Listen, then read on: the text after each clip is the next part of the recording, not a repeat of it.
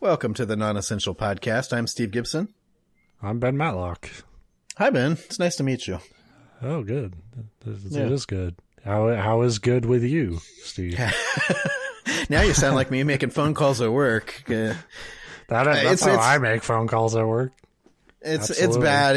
It used to be. I've been doing the same job for almost 20 years. There's a couple years in there where I did something else, but it used to be like I'd get somebody's voicemail and then sound like an idiot because talking to a machine was so awkward. But now it's to the point where, like myself, most people don't answer their phones if they don't expect the call or know the number. Yeah. So 99% of the time you get people's voicemail. So I'm down with that. But then when somebody answers now, it throws me off so much. You're always just like, oh, hey, it's the person I was trying to call. I'm the same way at work. Like if I have to call a customer or something, you hope for the answering machine. But it's so rare when you actually get one that it's like, it catches me off guard sometimes. And then I'm like, oh, fuck, I never thought, like, what message I would leave. Say, yeah. I'm calling for a thing, so call us back or whatever. I'm like the king of, like, forgetting what our store number is. So, like, I'll just be like, give us a call back, but I won't leave a number.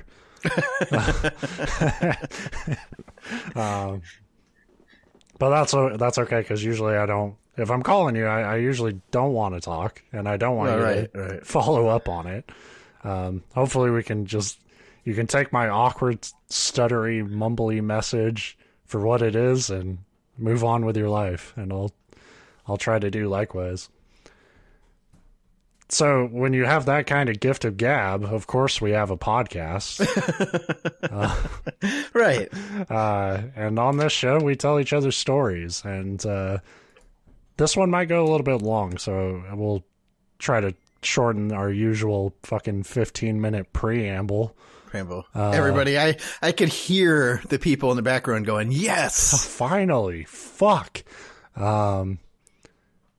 So a lot of people, and if you haven't listened to the show before, me and Steve tell each other stories. There's no rule to what those stories can be, just that it can fill an episode.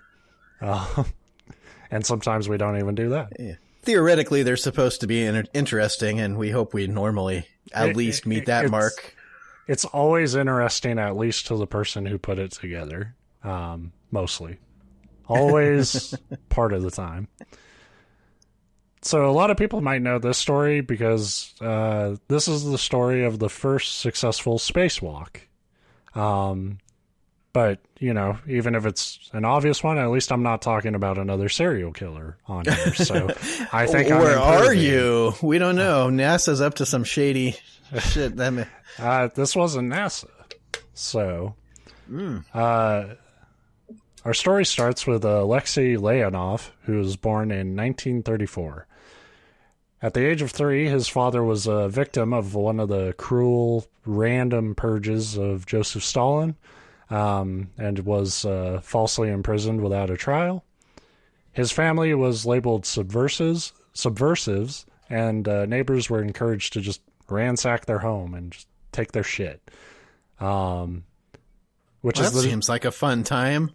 Yeah, which is like the difference between America and Soviet Russia when you really think about it. Because in America, we would probably do shit like that, but the cops would have kept their shit. Right. You know, it's like, yeah, this is going to the state. We're confiscating it. Yeah, and there it was like, hey, go take their shit. And the neighborhood would like a Simpsons episode. Well, it's like a really fucked up version of, what is it, The Purge, the movie that's about like the crime is legal for one weekend or whatever. Whatever. So it's like that, except for instead of like it's a free for all, it's we're going to just mark some people and then crime against them specifically is legal. Have fun. I mean, that's pretty much what they do in The Purge. From the best, I've never watched those movies, but from what I can understand, they're just like, hey, this is a time where like wealthy, crazy white people can go after black people. You know, for the crime of being poor. So This tragic beginning actually didn't hold Alexei back from personal success. By his early 20s, he graduated as a fighter pilot and also showed a strong talent for painting on the side. So what you need to understand... You mean like on the side of his plane? Yeah, like, probably. Yeah. Fuck. I would. Those are the best, like, tiger teeth and pinup girls that we have in the whole fleet. Good job. I'm not even good at painting, and you better believe I would paint a dick on the side of my plane if I was a fighter pilot. So, after the end of World War II, the world was split into two, East and West. This marked the beginning of an era known as the Cold War.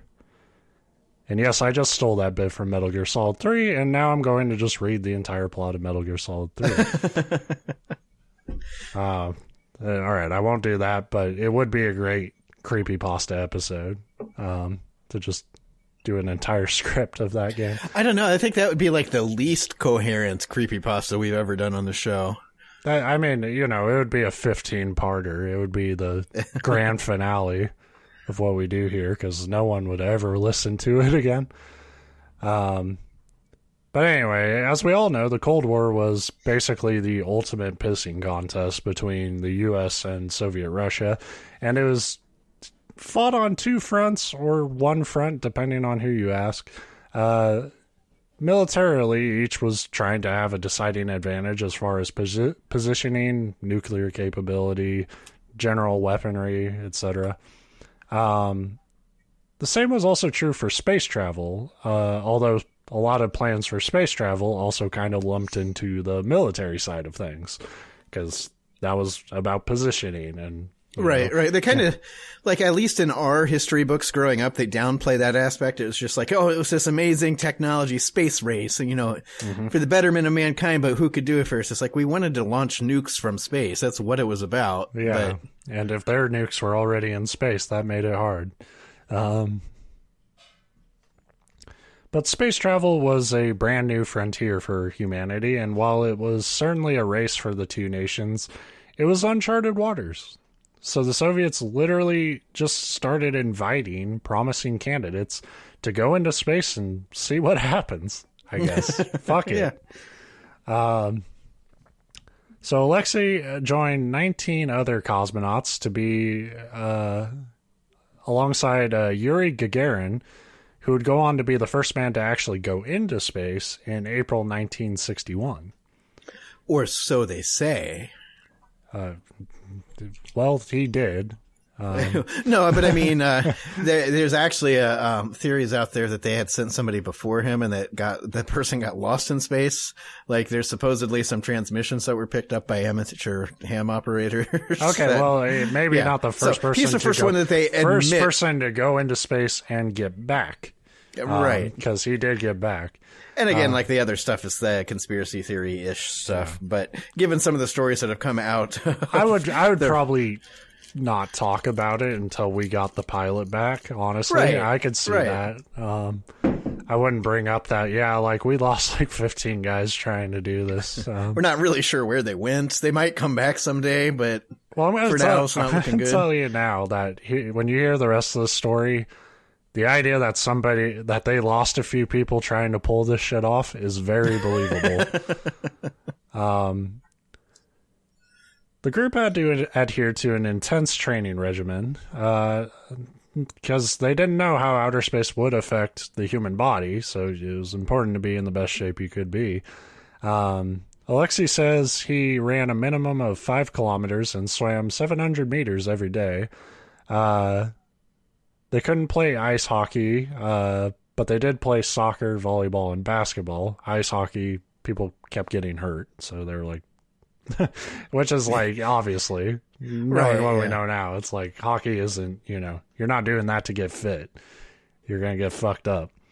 Well, I mean, in fairness, you'll get fit right up until you get fucked up. Especially back then, it's not like they had all the pads and helmets like we have now. I like to believe they still got in fights back then, even in just like friendly pickup games. Yeah, probably. Those guys are competitive. I mean, it's part of the sport. Is you got to take your shit off and swing at someone. They did centrifuge spins where they would be, spun around in that chamber until they passed out. You kind of see it anytime you see any sort of space anything on TV or in movies. And they got locked in sensory deprivation chambers. And this ended up having a fatal outcome for one trainee, Valentin Bondarenko, who dropped an alcohol-soaked cotton wool onto a hot plate while he was training inside the chamber, and the high oxygen atmosphere of the chamber turned that into a fucking fireball that just obliterated the poor guy. They're like, oh, okay, he's been in there for, a good 3 hours. Let's see how he's doing. Yeah, oh, shit. And the fact that this is like training is just like, man, space travel just sounds like the fucking worst.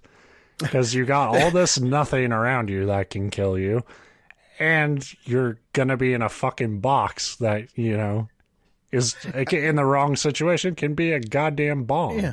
And imagine that day, like, all the people monitoring the experiment were probably like, oh, fuck. But, like, the accountant down the hall was like, hey, who's making roast beef? So, in 1963, the group visited the main center of Moscow to look at a new spacecraft. One with a transparent tube and an airlock chamber. Sergei Korolev was sort of the main engineer, kind of the top guy as far as the Soviets' space program, and one of the main designers on these ships, told the curious cosmonauts, a sailor must be able to swim in the sea. Likewise, a cosmonaut must be able to swim in outer space. He then pointed to Alexei and said, "You, little eagle, put on that suit." Alexei was just stoked to actually work on some real spaceship at this point, and set about the task of rehearsing the spacewalk in one of the vehicles, and eventually reporting to Korolev after a couple hours about how he would safely exit and enter the spacecraft. Yuri Gagarin told him afterwards that Alexei had impressed so well in the briefing that he would now be in charge of the spacewalk mission. So Yuri was basically like, this is my way out. I don't want to do this. Like, oh yeah, he did great, guys. God, dude. Yeah. It's crazy to me that there are astronauts who want to go back. To me, it's like, that's the scariest fucking thing ever. And if you do it and you manage to get back, like I said, this story literally goes places. So, with now in charge of the spacewalk mission, Alexei would play the role of the spacewalker, obviously, but also the navigator, and it would require a commander to pilot the ship. So these ships, like you think of space, you think like these, at least a few people on them. This was going to be a two-man job. The ships weren't that big, and as far as having room to host that many people, and this was literally just trying to get these guys in orbit, successfully pop do a one out into spacewalk, space. Yeah, and get back. Alexei lobbied hard for his friend Pavel Belyayev to be his commander, and despite medical concerns over a leg injury Pavel had sustained during parachute training, they gave the go-ahead. Bullshit, he heard it playing hockey. Illegal hockey. Probably. Pavel was 10 years older than Alexei. He fought in the final days of World War II as a fighter pilot, and more than proven his capability in terms of, intense situations. So, and I get Alexei's thinking, if I'm going to die in space on some international dick-waving bullshit, I'd like a buddy to be there. Right. So they knew the U.S. was fast at work trying to pull off the spacewalk feat first. So every preparation was done on the tightest time frame you could imagine. The ship being used was called the Voskhod, and it was said to be extremely dangerous because they just really weren't designed to be safe. They were built quick. They were really just a step above propaganda technology and what they could physically do. OSHA was no part of the space race, especially in Russia, but even here, I don't know. I'd like to think that NASA was playing it a little safer, but a lot of that's the like propaganda, education that we get about it. Yeah. And I think there was a lot of it where they're like, we think this will work. It might not. Let's see what happens. Yeah. I mean, like, and I'm sure it was the case here too, where a lot of scientists would be like, this is very dangerous, but you know, who are your superiors and do they give a fuck? No, they're like, we're losing ground. Get them in the fucking air. Right. That's not to say either side wanted their astronauts to die, obviously, for many reasons, but nobody wants that on their conscience. But it also looks very bad to your country.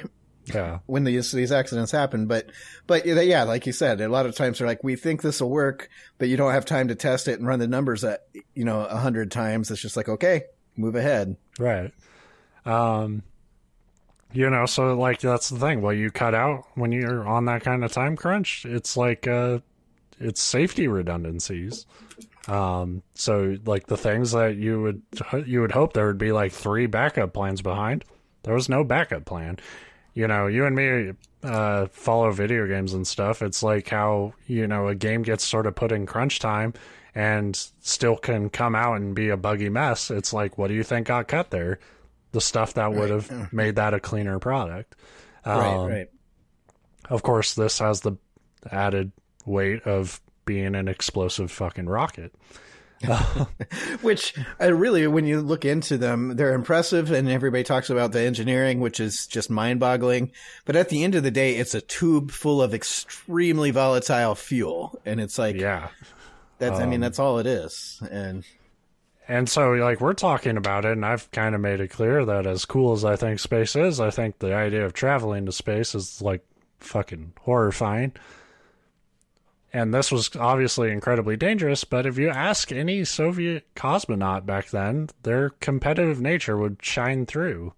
Like, they knew the risks, but they wanted to fucking beat the U.S. and were willing to put it all on the line to do it.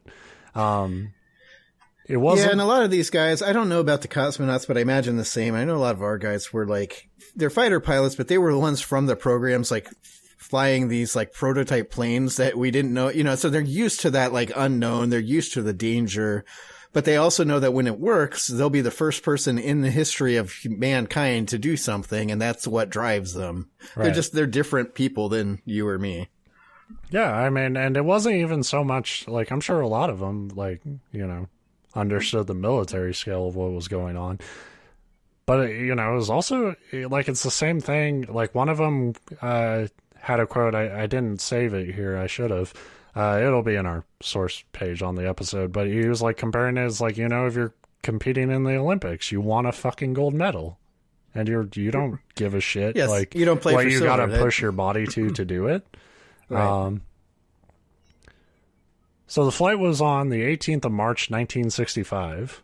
The two were woken up, given a medical exam, and then followed the tradition that had started 4 years prior since Gagarin's successful launch, where they sipped some champagne, and then they would sign the bottle with the pledge to drink the rest when they returned. Well, then you'll definitely return alive if you make a promise to drink more. Got some champagne waiting for I you. like the wording there that they were woken up, because I imagine if it's the night before my flight on a bomb to shoot me off into space and then I have to go out into space, like, there would be no sleepy. You wouldn't have to wake me up because I'd still be awake from like 4 days ago. I took that to mean, like, if it's my last day on Earth, I'm not getting fucking woken up by an alarm clock. Fuck you. Come get me if it's that important. But there was more to this tradition. They then pissed on one of the wheels of the bus that would take them to the launch pad, which makes about as much sense as taking a fucking explosive rocket into space to begin with. No, so, I mean, you piss on the bus, it's like, fuck you, you're the one taking me to my death, maybe. Yeah. I'd be like, yeah, go fuck yourself, bus. I'd piss on everything I pass on the way to the rocket. I'm drunk on champagne.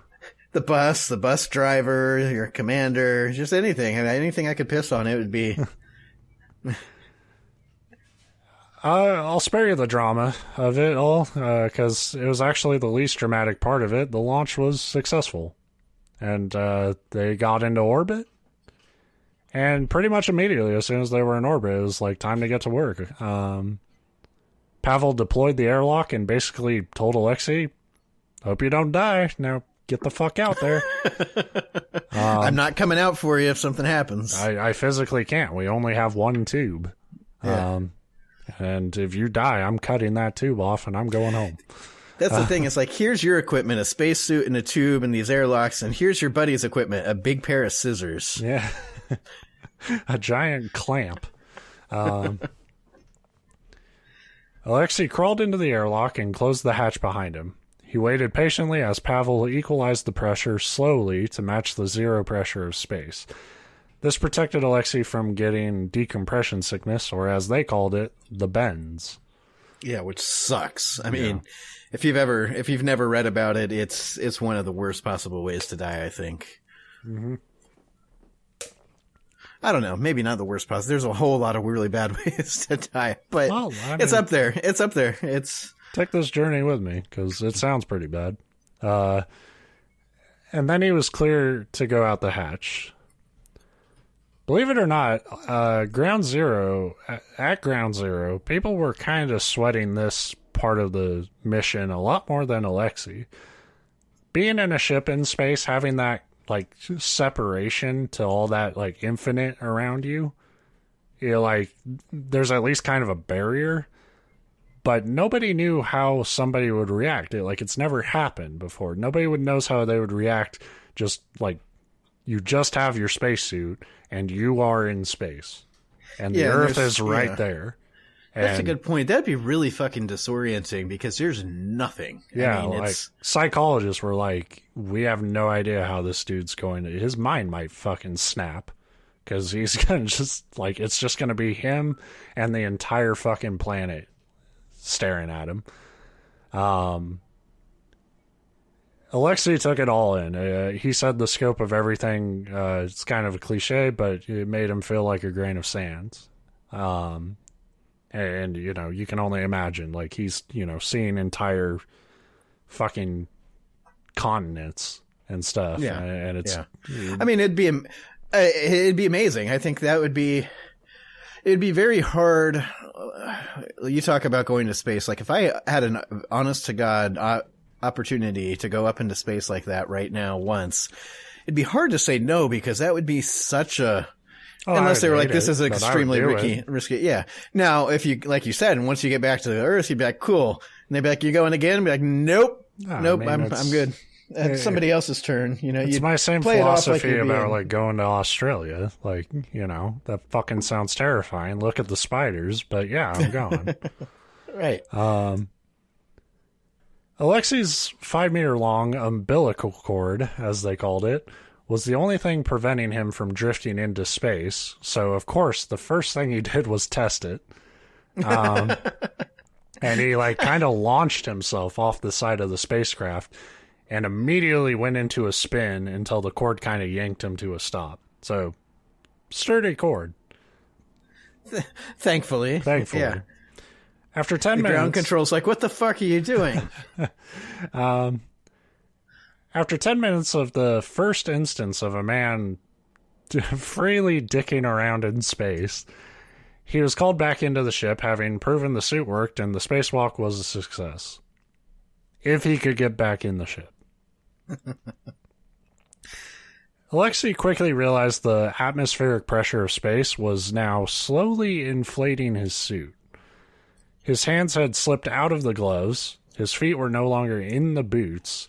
He was basically in a big fucking bubble bouncing around in space attached to a cord. Alexei couldn't risk yanking the cord, and his suit wouldn't fit through the airlock like this anyway. And because space always puts you in impossibly stressful time crunches, no matter what you're trying to do out there, he had 5 minutes to get back in, or he would have been plunged in the darkness of Earth's shadow, and is like, you're not seeing shit, you're fucked. Because they invented a spaceship that can go out and let a man walk in space, but not lights. Yeah, not enough lights. And he's out there in just a fucking suit. It's a miracle he can breathe right now. Yeah. And you want me to add a flashlight to this shit? Fuck you. Alexei didn't have time to wait for ground control to advise him on this situation. His only option was to bleed air out of the suit through the valve in its lining. This risked his body's needed oxygen amount in the suit, but he couldn't stay outside.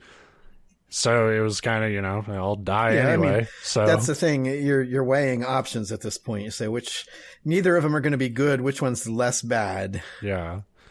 So little by little, he released some oxygen to reduce the pressure. But the more he went on, the more he felt pins and needles in his hands, which is an early sign of decompression sickness. He started to haul himself back once the suit had collapsed a little bit and shoved himself headfirst into the airlock. This whole attempt, it doesn't do justice on the podcast, how physically tough it was for Alexei to get back into this goddamn ship, because it beat the piss out of him. His temperature skyrocketed to the verge of heat stroke, and the moisture of the sweat filled his helmet, so he was basically blind. And you got to think he's bleeding oxygen to be able to get in, but that means your body's operating off of lower. Right. Yeah.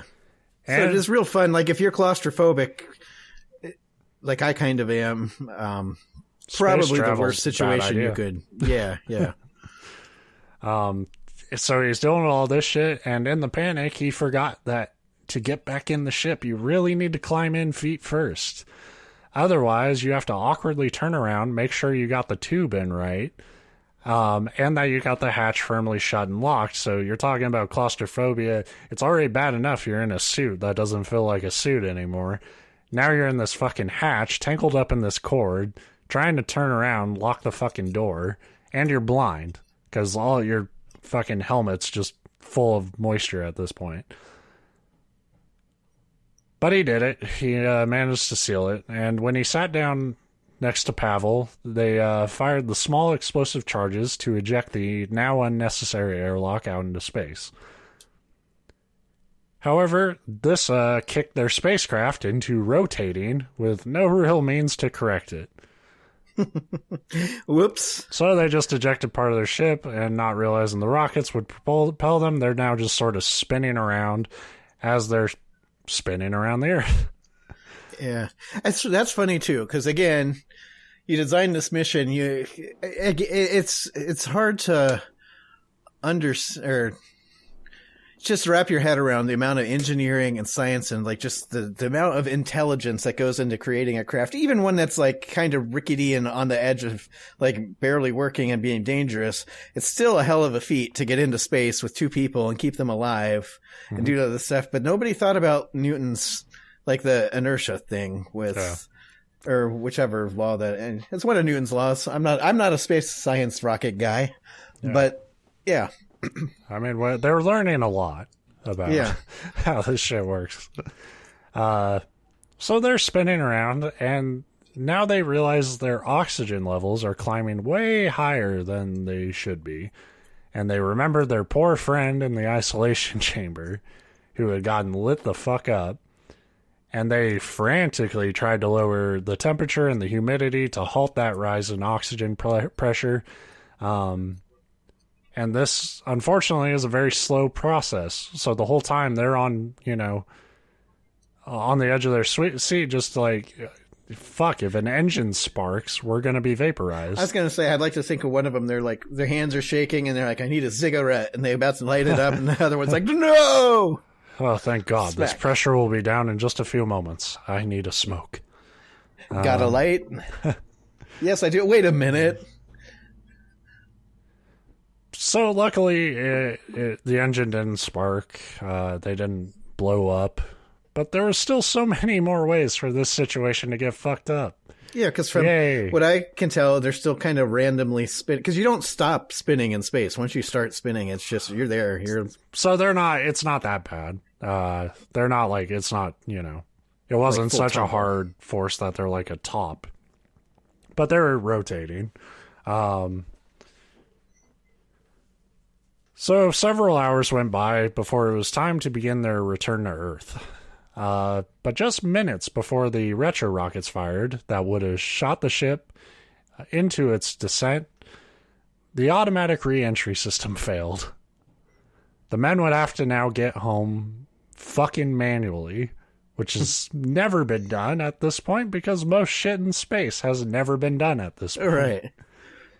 And fuck aiming, just firing the rockets to get back into Earth required perfect precision.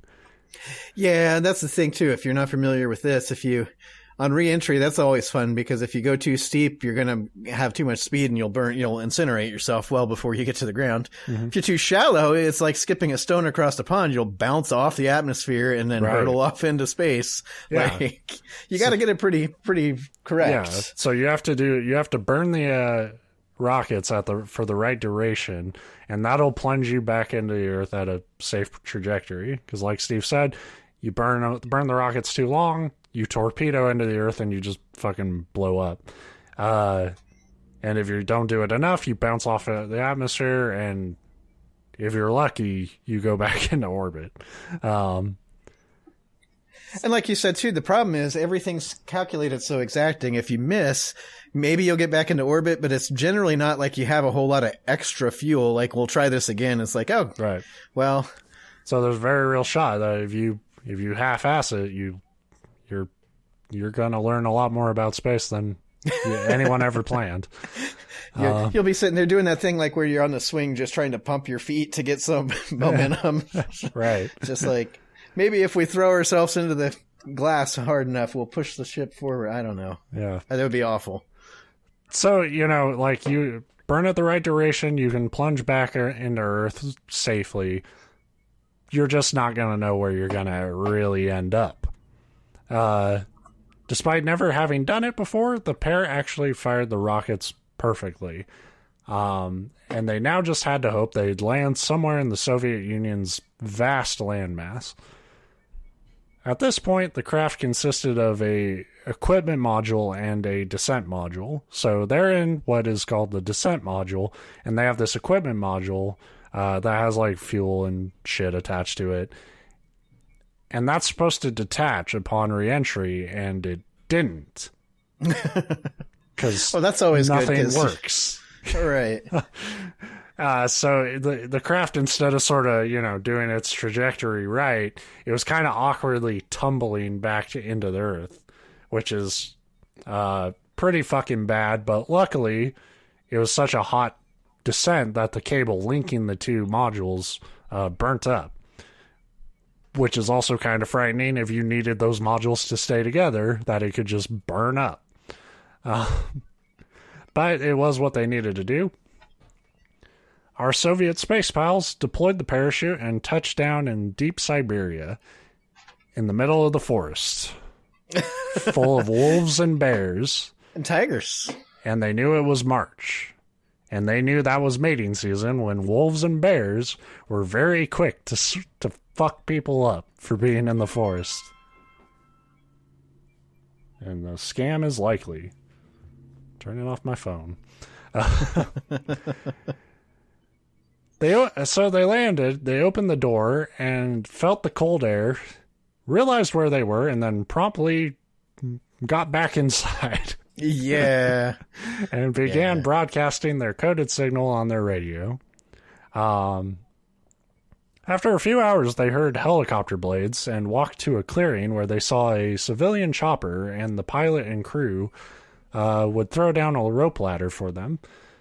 But Alexei and Pavel couldn't climb in because of their heavy space suits, so they stayed put, which is the big difference between me and them, because I would have gladly gone bare ass in a helicopter to get home at that point.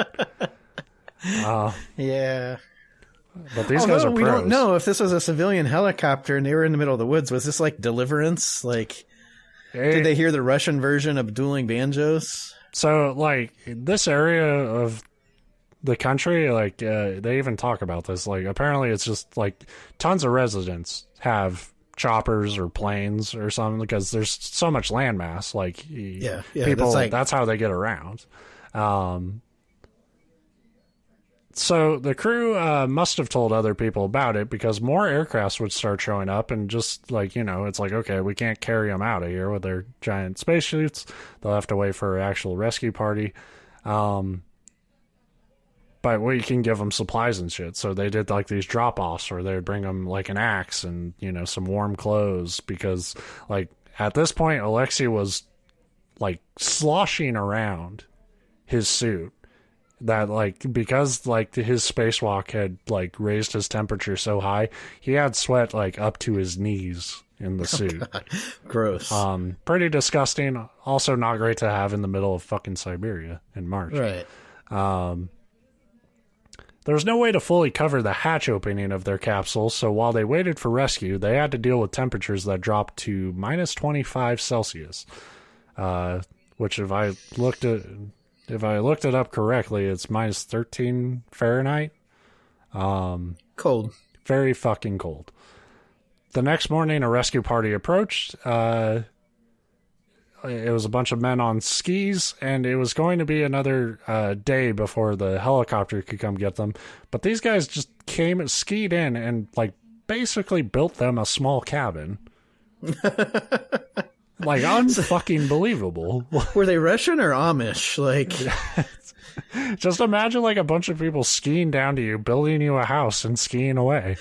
For one day, they're like, you're going to have to last another day. We build you a house. Yeah, and so like they had a fire and like they had this like cauldron bath that they could wash themselves in. So it was another night in the forest, but it was way more bearable than the first one. Would it have been easier to just ski in some regular clothes so they could change and then take a helicopter ride? Like the helicopter like wasn't there yet. That's the thing. Well, yeah.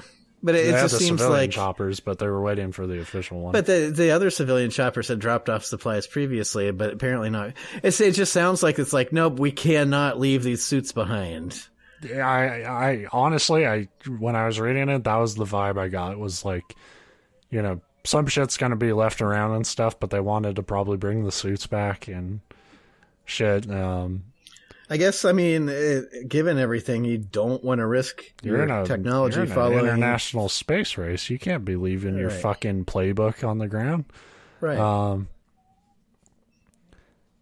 So plus, imagine if one of those like Siberian bears got a hold of a spacesuit, you'd be fucked. Oh God! If we found out the bears won the goddamn space race, we'd be so screwed. The next day, they skied 9 kilometers to a helicopter that would fly them out, and the rescuers told the two that wolf tracks had circled their capsule the night they stayed there. So that's fucking terrifying. Well, they had an axe, though. That's what I want. That's the other thing. It's like, here's an axe. It's like, how about a gun? Be like, nope, I'm keeping my gun, but here's an axe. Yeah.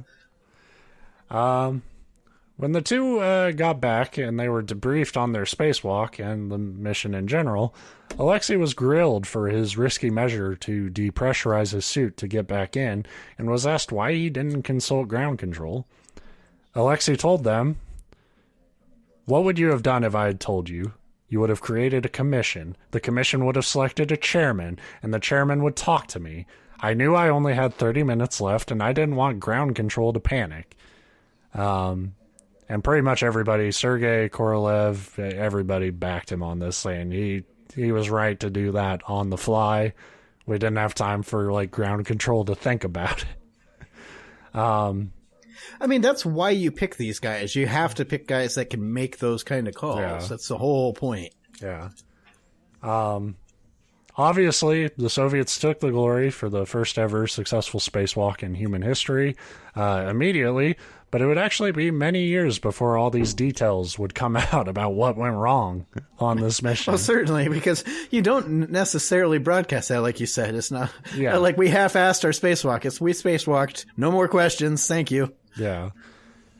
And that certainly had to do with the, Cold War competitive nature of the time, being at odds with the West and NASA.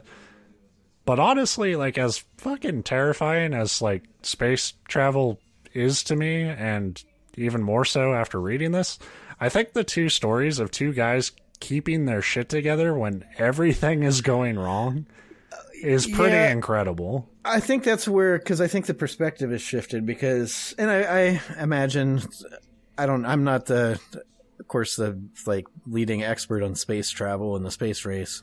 But I think America was kind of a lot the same. Our media access was a lot more open, so it made it a little less secretive than Russia's. But in general, like back then, the idea of anything going wrong was, that might be embarrassing. And then you realize, like, no, telling the story of how we overcame these adversities makes it even more heroic, you know? Well, I think it's also kind of like it's the difference between what is currently happening and what we're looking back on historically. So, like, you know, in the moment, we were all caught up in. Not we, I wasn't alive, but like we were all caught up in the moment of like, okay, did we accomplish the feat, you know? And then they were, you know, now we can kind of be like, I want to know about who did that and what they went through to do that. Because as amazing as that is, like you have to be there's a way deeper story there than just the mechanics of getting a guy into space, having him be out of the ship for a few minutes, and getting him back in. At least I hope so, because otherwise I just wasted 40 minutes of your life. Just a fun little footnote on this. Alexei wanted to use his art skills after this to design a national stamp portraying the spaceflight he had gone on.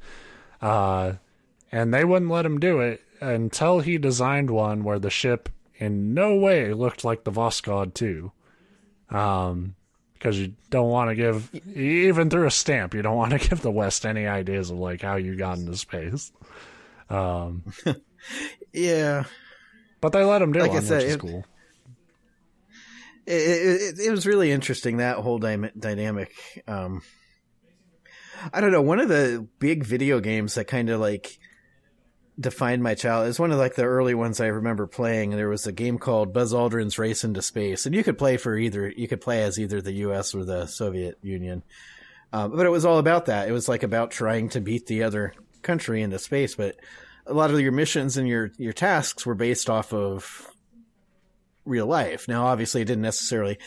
If it had to go the way it went, then it wouldn't be much of a video game because, you know, you'd be stuck, you know, this mission's going to do this mission's going to do that. But you'd have to go through that. Like your first task was to get a satellite into orbit and then, you know, all that stuff. And it was really cool. And that's to this day, the bulk of my knowledge on that part of history comes from that video game. Cause it was one of those like semi-educational games, but, it was really cool. And then my only other experience with that is Kerbal Space Program, which is a modern game and it's awesome. But that mostly just gives you perspective on how difficult it is to even in a video game launch into space. Yeah, and nothing will teach you more about safety redundancies than watching those little fuckers blow up in the moon.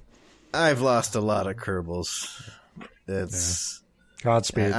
This episode goes out to the Kerbals. The Kerbals and the Kerbals.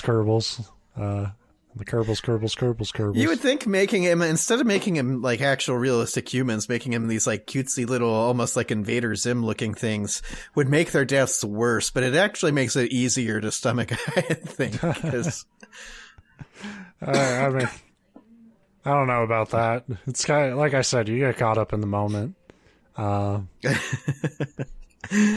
many of my launches didn't even make it to see? You start and you're going, all right, everything looks. Why are we turning? What's scary is when you do have a successful launch, and then the radio from the first Kerbal you launched out there many years before sends you a radio signal.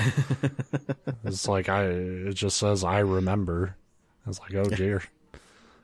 This isn't over. Yeah, sorry, Kerbals. We're gonna have to blow up the moon for real.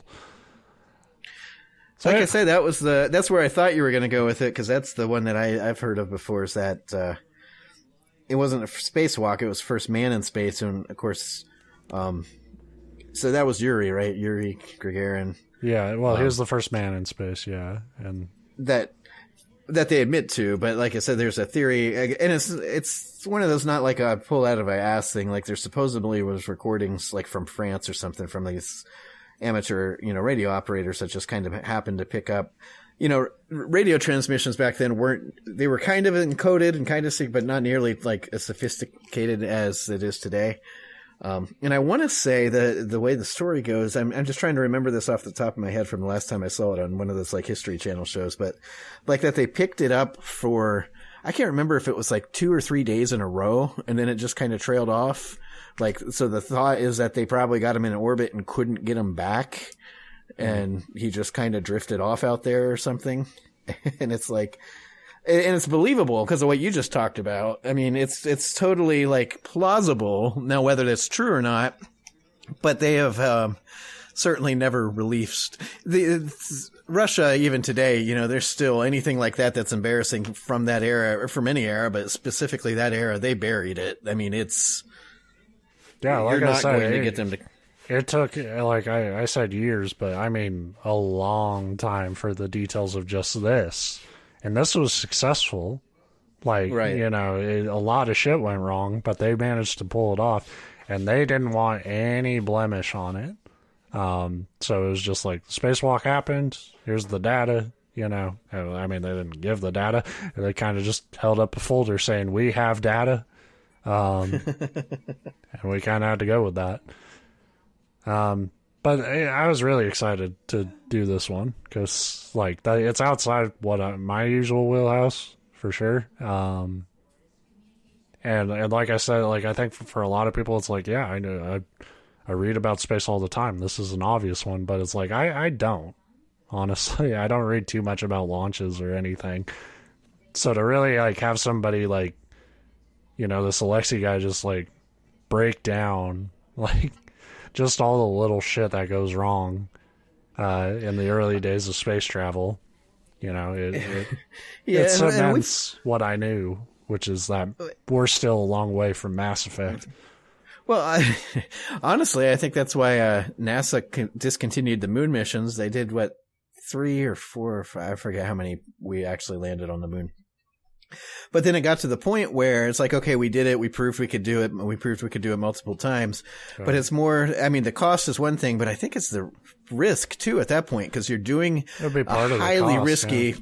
Yeah. And you're doing something that's got a whole lot of risk to it. And when you're doing it to be first, that's one thing.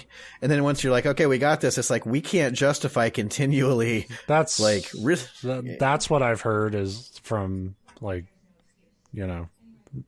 from NASA people on like TV shows and stuff is like when people like there's conspiracy theories about like why haven't we gone back to the moon if we've been there, and a lot of them are like because we've been to the moon. Turns out there's not a lot of shit up there. And it just doesn't justify like it doesn't require repeat visits. Well, again, not at that level of now, and that's why they're developing risk. If we can come up with a safer way to do it, that's more economic, and then maybe make a base, which is what they're supposedly, supposedly they say that they are working on now. Although now a lot of that's been shifted off to the private sector for, you talk about like not, how much it takes to go in one of these like rickety ships, and it's like I don't know if I'd. Like, who I would trust less to go in their ship, Soviet Russia or Elon Musk? Like, Elon, I guess, has better Russia technology, but... I just named one ship that successfully got back. It was funny when you look at the... like I said, I have a cursory knowledge of space, like, history. You look at the old shuttles and stuff and the re-entry plans, and Russia's was basically, let's land on the ground and hope that it's like you're going slow enough for the bounce to not kill you. And the U.S. was like, let's land in the water and hope you don't sink and drown. And it's like, neither of those landing plans sound good. These don't sound like plans at all. This sounds like me crashing and getting to pick what I crash into. And then you hear the point where it's like, yeah, and when you come back, we're going to hope we know where you land. It's like, what? Yeah. It's like, well, you should land somewhere in this like 1,000-mile radius. It's like, well, cool. That's really fucking big. And if I'm off, it's like, well, tell us how Egypt is. So yeah, that's the topic. That's the story. That's the show. I'm leaving. I'm off to space. Goodbye. I'm going to space.